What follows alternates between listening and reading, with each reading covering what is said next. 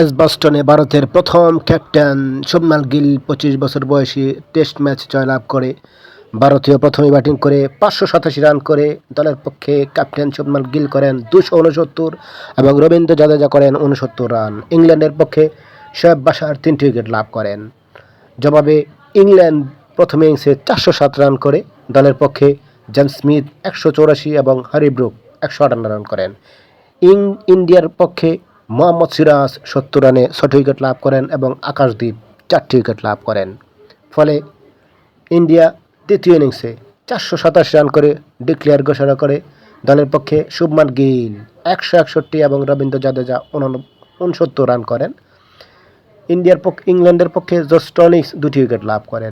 India ইংল্যান্ডকে ৬০৮ রানের target দেয়। দ্বিতীয় ইনিংসে ইংল্যান্ড ২৭১ রানে অল আউট।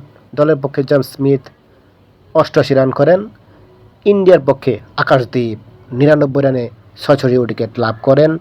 ইন্ডিয়া ৩৩৬ রানের বিশাল ব্যবধানে পরাজিত করে দ্বিতীয় টেস্টে ১-১ সমতা আনল শুভমান গিলের ভারত।